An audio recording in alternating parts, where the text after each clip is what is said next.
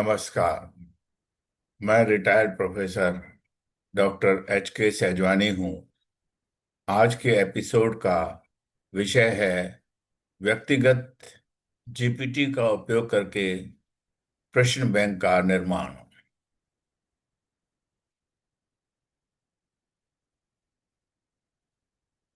प्रश्न बैंकों के लिए व्यक्तिगत जीपीटी।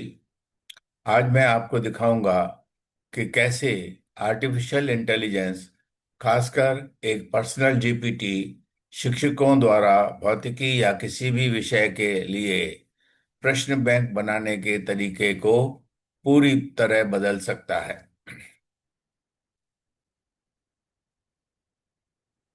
हम सिद्धांत से यानी कि थ्योरी से आगे बढ़कर देखेंगे कि कैसे मेरा पर्सनल जीपीटी कुछ ही मिनट में आसान, मध्यम और कठिन प्रश्न और संख्यात्मक यानी कि न्यूमेरिकल प्रश्न तैयार करता है। जैसा कुछ ऐसा कुछ जिसमें अन्यथा घंटों या दिन लग जाते हैं। द विजन शिक्षकों के प्रश्न बैंक बनाने के तरीके को बदल सकता है। आज आप देखेंगे कि कैसे मेरा व्यक्तिगत जीपीटी आसान, मध्यम और कठिन प्रश्न और संख्यात्मक प्रश्न तुरंत तैयार करता है। पारंपरिक कार्यशालाएं और उनकी समस्या। कई कार्यशालाओं में काफी धन और घंटे खर्च होते हैं, फिर भी शिक्षकों को उपयोगी प्रश्नों के छोटे छोटे सेट तैयार करने में भी काफी कोशिश करनी पड़ती है। यह प्रक्रिया दोहरा दोहरावार, रेपिटेटिव, थकाऊ और अक्सर अनुत्पादक यानी कि अनप्रोडक्टिव होती है। सफलता व्यक्तिगत जीपीटी की। कल्पना कीजिए कि प्रत्येक शिक्षक के पास अपना स्वयं का बुद्धिमान बुद्धिमान सहायक हो, जो मिनटों में प्रश्न बैंक तैयार कर सके, जो कठिनाई, विषय और कौशल स्तर, आसान, मध्यम और कठिन के आधार पर वर्गीकृत हो। इस डायग्राम में आप देख सकते हैं कि एक सिलेबस है। सिलेबस को के थ्रू जीपीटी बनाया गया है। जीपीटी में कैटेगराइजेशन है और टेस्ट पेपर बन सकते हैं। दूसरा टेस्ट पेपर, तीसरा टेस्ट पेपर, जितने भी टेस्ट पेपर आप बनाना चाहें बना सकते हैं। ये काम किस तरह करता है? मेरा जीपीटी सीबीएसई भौतिकी पाठ्यक्रम और एनसीईआरटी की भौतिकी पीडीएफ फाइल को इनपुट के रूप में उपयोग करता है और निम्नलिखित प्रश्न तैयार करता है। आसान, मध्यम और कठिन वैचारिक प्रश्न और उप विषय के आधार पर वर्गीकृत प्रश्न। अब मैं आपको दिखाऊंगा मेरा जीपीटी एक भौतिकी विषय के लिए तुरंत एक संपूर्ण प्रश्न बैंक कैसे तैयार करता है। आपको आसान, मध्यम और कठिन प्रश्न और संख्यात्मक प्रश्न कुछ मिनट में बनते हुए दिखाई देंगे। इसकी जो आउटपुट होगी वो इस तरह की होगी कि हमारे पास क्लास होगी, चैप्टर नंबर होगा, टॉपिक का नाम होगा, क्वेश्चन नेम होगा, क्वेश्चन नंबर होगा और क्वेश्चन नंबर की जो नॉमिने मेथड यहाँ पर दिखाया गया है वो है इजी के लिए ई, मॉडरेट के लिए एम और इजी न्यूमेरिकल, हार्ड के लिए, डिफिकल्ट के लिए हमारे पास D1, D2, D3 यहाँ पर मैंने नहीं दिखाया है। इजी न्यूमेरिकल्स के लिए EN1, EN2, EN3। मीडियोकर, हाँ सॉरी, मॉडरेट न्यूमेरिकल्स के लिए MN1, MN2, MN3 एटसेट्रा। और डिफिकल्ट न्यूमेरिकल के लिए DN1, DN2, DN3 की ये मेथड अडॉप्ट किया गया है क्वेश्चन नंबर दिखाने के लिए। फिर उसके बाद क्वेश्चन आता है और उसके बाद फिर डिफिकल्टी लेवल आती है, जो इजी है, मॉडरेट है, इजी है, डिफिकल्ट है, जो भी है वो दिखाई देता है। फिर चार ऑप्शंस होते हैं। हर option A B C D के नीचे उसका एक क्वेश्चन लिखा होता है, और वो मैं आपको यहाँ पर दिखाऊंगा। एक्सेल शीट देखने के लिए मैं यहाँ पर प्रत्येक प्रश्न का टैग किया गया है, वर्गीकृत किया गया है, यानी कि ये इजी है, मॉडरेट है या डिफिकल्ट है, इस तरह वर्गीकृत उसको किया गया है। एक्सेल शीट देखने के लिए मैं यहाँ पर क्लिक कर रहा हूँ।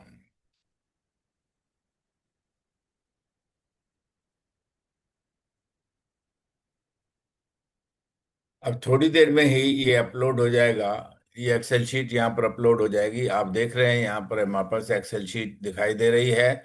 इसमें पहला कॉलम है क्लास, दूसरा कॉलम है चैप्टर नंबर, CH नंबर, तीसरा कॉलम है हमारे पास टॉपिक नेम, फिर हमारे पास क्वेश्चन नंबर है, फिर हमारे पास क्या है, क्वेश्चन है। इसमें देख रहे हैं कि मैंने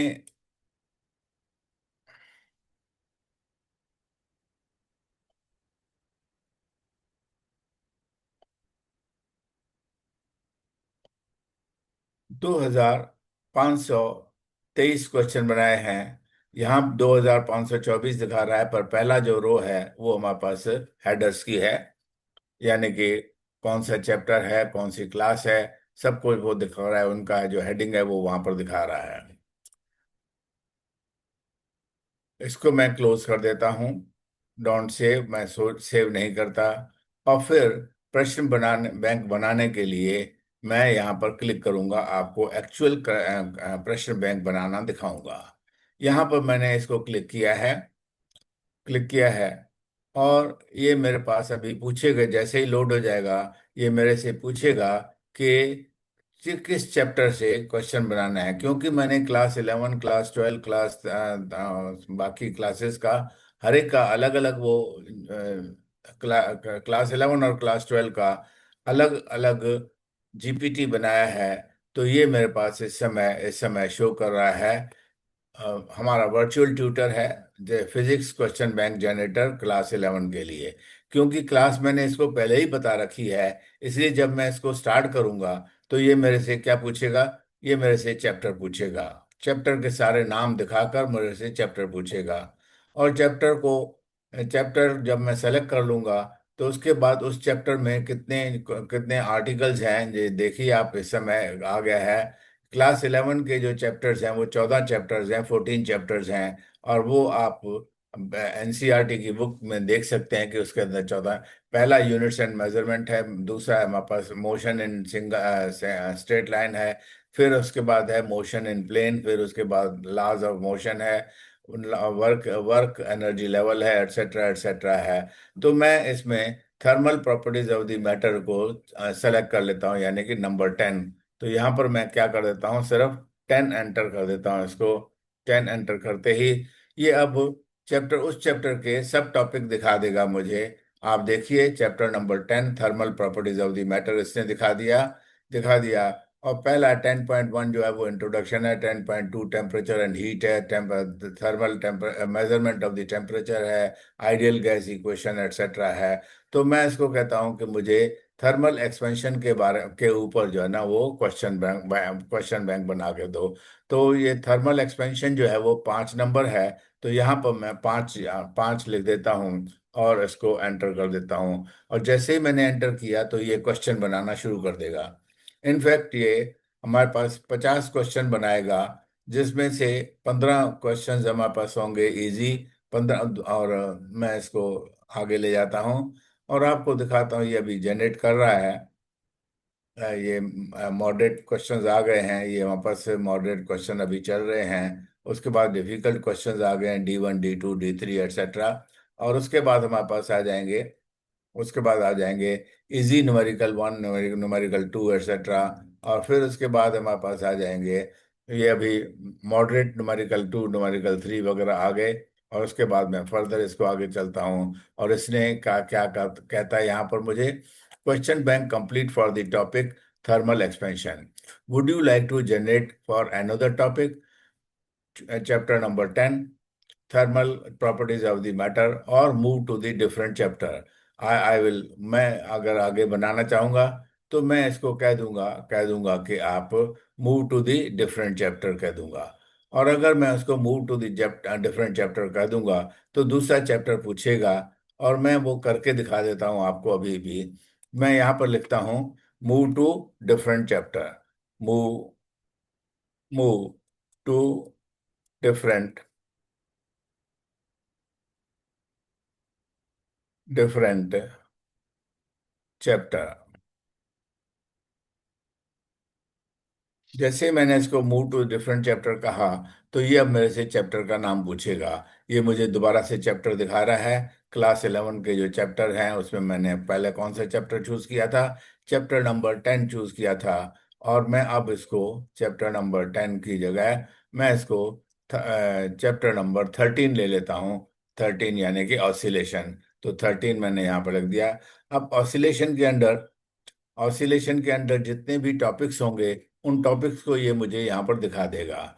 तो देखिए, 11 ऑसिलेशन का है, 13.1 इंट्रोडक्शन है, 13.2 ये है पीरियोडिक एंड ऑसिलेटरी मोशन है। उसमें फिर अंडर 13.2 मेरे पास 13.2.1 है, 13.2.32 है।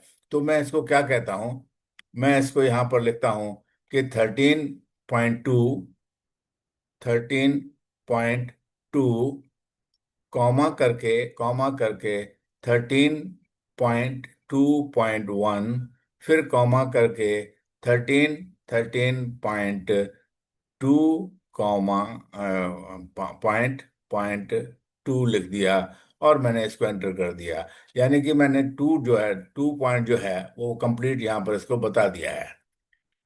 13.2, 13.2.1, 13.2, और मैंने यहाँ पर इसको एंटर कर दिया, ये एंटर की दबा दी। अब ये मेरे पास उस मुझे बताएगा, और साथ साथ ही इसने क्वेश्चन तैयार करने शुरू कर दिए, क्वेश्चन तैयार करने शुरू कर दिए हैं। और ये मैं इसको यहाँ पर कहता हूँ। जैसे ही मेरी मेरी इनपुट जो होगी खत्म हो जाएगी, तो ये हमारे पास इजी क्वेश्चन पहले दिखा रहा है वो। फिर उसके बाद हमारे पास वो मॉडरेट क्वेश्चन दिखा रहा है जितने तैयार कर लिए हैं। फिर मेरे पास डिफिकल्ट क्वेश्चन दिखा रहा है। और फिर मेरे पास क्या है बोला, ये हाँ, इजी न्यूमेरिकल वगैरह दिखा रहा है, मॉडरेट न्यूमेरिकल दिखा रहा है, और डिफिकल्ट न्यूमेरिकल दिखा रहा है। इसने ये सारे ये कहता है question bank complete, topics 13.2, 13.2.1 through 13.2.2। Would you like to generate for the next topic. ठीक है ना, सिंपल हार्मोनिक मोशन। इससे नेक्स्ट टॉपिक जो था वो सिंपल हार्मोनिक मोशन ही था, पर मैं नहीं बनाना चाहता, नहीं मैं और कुछ नहीं करना चाहता। अब मैं इसकी एक्सेल शीट आपको बना के दिखा दूंगा। ये जो पहले हमारे पास क्वेश्चन, ये जो बने थे क्वेश्चन, किस टॉपिक के थे, थर्मल एक्सपेंशन के। और थर्मल एक्सपेंशन का जो पहला जो है E1 यहाँ पर है। यहाँ पर मुझे यहाँ पर दिखाई दे रहा है कॉपी करने का। पूरी की पूरी टेबल कॉपी हो गई है, और मैं इसको एक्सेल शीट में डाल देता हूँ। मैं एक एक्सेल शीट खोल रहा हूँ, ब्लैंक एक्सेल शीट खोलूंगा मैं, तो ताकि आपको दिखा सकूं कि कैसे ये बन गया है। तो मैं एक ब्लैंक एक्सेल शीट खोल देता हूँ।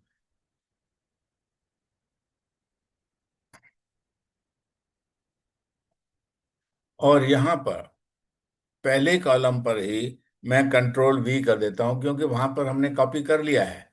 कॉपी कर लिया है तो मैं इसको रैप कर देता हूँ। अब ये मेरे पास से सारे क्वेश्चंस आ गए हैं। और इसको मैं जो है ना इसको वो भी है, ऑल बॉर्डर भी लगा देता हूँ। तो ये बॉर्डर्स आ गए मेरे पास, सब चीज साफ साफ दिखाई दे रही है। ये मेरे पास क्वेश्चन है। कितने क्वेश्चन होने चाहिए, 50 क्वेश्चन मैंने आपको बताया। मैंने इसको 50 क्वेश्चन के ऊपर सेट कर रखा है। तो ये आपको दिखा रहा है कि यहाँ पर देखिए 51 है। 51 क्यों है, क्योंकि पहली रो जो है वो हेडर, वो क्लास है, चैप्टर नंबर है, चैप्टर नंबर 10 दिखा रहा है। उसके बाद थर्मल एक्सपेंशन है, क्वेश्चन नंबर है, question number E1, E2, E3 etcetera है।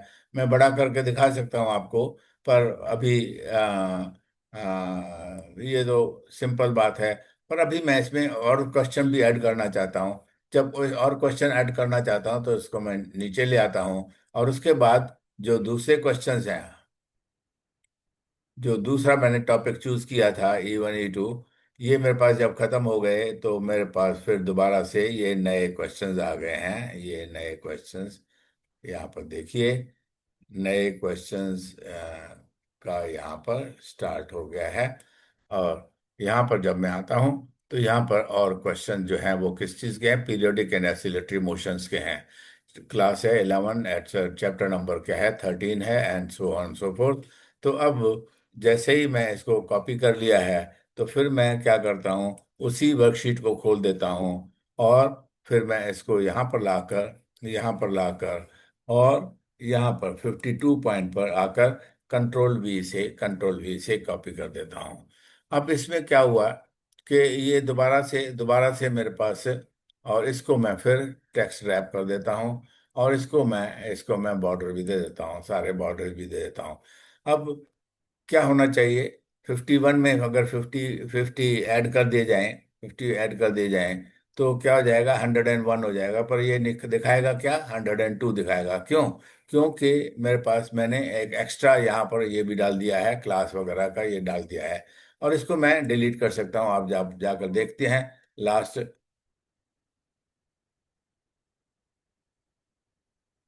हाँ, कुछ क्वेश्चंस इसने नहीं बनाए हैं, और हमें इसको कई बार बताना पड़ता है कि इसने पूरे क्वेश्चन नहीं बनाए हैं, नहीं बनाए हैं।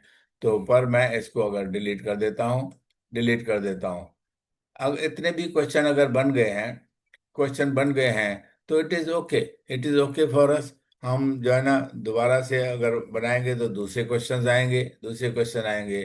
तो मेरे पास 96 क्वेश्चन हो गए, 5-6 मिनट के अंदर अंदर 90 क्वेश्चन हो गए हैं। ठीक है ना? इसको मैं सेव करना चाहूँ तो सेव कर सकता हूँ, अगर नहीं सेव करना चाहता तो नहीं सेव कर सकता हूँ। इसको मैं यहाँ पर ऐसे ऐसे अगर ये सेलेक्ट कर लूँ, और उसके बाद यहाँ पर क्लिक कर दूं, तो ये सारे के सारे पूरे आपको दिखाई देंगे कि दिखाई दे रहे हैं यहाँ पर।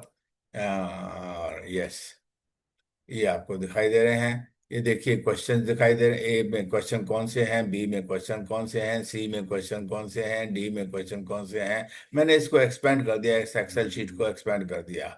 अगर मैं चाहूँ तो इसको पूरा का पूरा सेव करके और दोबारा यूज कर सकता हूँ। पर क्योंकि मैंने पहले दूसरे एक्सेल ये बनाए हुए हैं, मैं आपको सिर्फ डेमोन्स्ट्रेट करना चाहता था कि मेरा जो जीपीटी है वो क्या कर सकता है और क्या कर रहा है। तो मैं इसको क्लोज कर देता हूँ, ये पूछेगा सेव नहीं है, अब मैं ये कहता हूँ डोंट सेव करने की जरूरत नहीं है। ठीक है, तो ये मेरे पास ये बन गए हैं। ये बनने के बाद फिर मैं इसको क्लोज कर देता हूँ मेरा ये क्वेश्चन।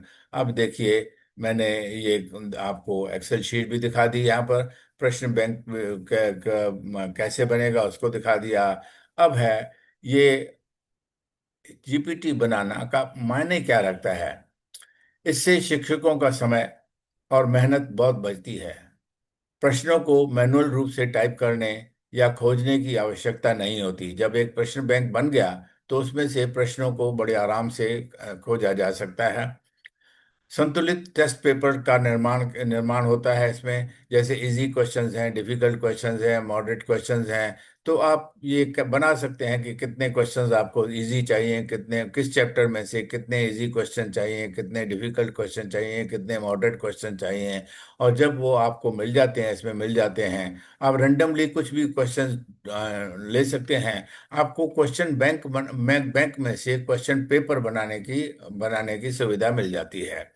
शिक्षक गुणवत्ता नियंत्रक बनते हैं, यानी कि उसको क्वालिटी मेंटेन करते हैं। प्रश्न निर्माता नहीं होते, उनको प्रश्न बनाने की जरूरत नहीं होती है। एक एक प्रश्न को बनाने बनाने के लिए बहुत समय लगता है। और पर्टिकुलरली जब ये ब्लूम टेक्सोनॉमी का भी यूज करना होता है। ये क्वेश्चन BL1 का है या BL2 का है या BL3 का है, किस डिफिकल्टी लेवल का है, ये भी आप यूज कर सकते हैं। ठीक है? अब सभी विषयों के लिए भी ये जो जीपीटी है वो काम करता है। कैसे? ये सभी विषयों के लिए, अगर यद्यपि ये प्रणाली भौतिक विज्ञान के लिए प्रदर्शित की गई है, लेकिन यही प्रणाली गणित, रसायन विज्ञान, जीव विज्ञान, अंग्रेजी या सामान्य विज्ञान के लिए भी काम करती है, या किसी भी और सब्जेक्ट के लिए काम कर सकती है। सिर्फ हमें क्या करना होता है, हमें बस पाठ्यक्रम में बदलाव करना होता है। पाठ्यक्रम यानी कि हम उसका फिजिक्स फिजिक्स का उसको बता दें, या केमिस्ट्री का बता दें, या हमारे पास किसी इंग्लिश मीडियम, इंग्लिश का जो भी हमारे पास सिलेबस अवेलेबल है या जिसका हमारे पास पीडीएफ अवेलेबल है, वो अगर हम बदल दें तो हमारा हमारा ये बनना शुरू हो जाएगा। अब मैं एक प्रस्ताव रख रहा हूं यहाँ पर। आइए स्कूलों को सशक्त बनाएं। मेरा सुझाव है कि जो स्कूल चाहते हैं कि उनके शिक्षक स्वयं अपना जीपीटी बना सकें, उन्हें प्रश्न बैंकों के लिए व्यक्तिगत जीपीटी बनाने पर 1 दिवसीय 2 घंटे की कार्यशाला आयोजित करनी चाहिए। उस कार्यशाला में प्रत्येक शिक्षक अपने विषय के लिए जीपीटी बनाना सीखेगा। स्कूल को पूर्ण प्रॉम्प्ट और सेटअप गाइड मिल जाएगी। शिक्षक तब स्वतंत्र रूप से असीमित प्रश्न तैयार कर सकेंगे। प्रधानाचार्य और प्रबंधन को संदेश। इस कार्यशाला में निवेश करने का मतलब है अपने शिक्षकों को स्थायी रूप से सशक्त बनाना। महंगी कार्यशालाओं को बार बार दोहराने की बजाय प्रबंधन जो है वो निरंतर प्रश्न पत्र नवाचार के लिए एक आत्मनिर्भर एआई टूल प्रदान करेंगे। भविष्य यही है। एआई शिक्षकों की जगह नहीं लेगा, लेकिन जो शिक्षक एआई का इस्तेमाल करते हैं वे उन शिक्षकों की जगह तो ले ही लेंगे जो एआई का इस्तेमाल नहीं करते। आइए इस क्रांति को अपनाएं और शिक्षा को रचनात्मक, कुशल और आनंदमय बनाएं। 1 दिन 2 घंटे की कार्यशाला को आयोजित करने के लिए संपर्क करें मुझे, यानी कि प्रोफेसर HK सेजवानी, जो प्रेसिडेंट है IAPT RC01 का। हमारा यूट्यूब चैनल है एडुवेंचर, और ईमेल, मेरा ईमेल एड्रेस है harikseजवानी@gmail.com। मुझे सिर्फ, अगर आपने कार्यशाला आयोजित करनी है तो मुझे सिर्फ ईमेल पर मेल करें। धन्यवाद। आज हम इस एपिसोड को यहीं समाप्त करते हैं। आपने इसको देखने के लिए इतना समय दिया, उसके लिए आपका बहुत बहुत आभार।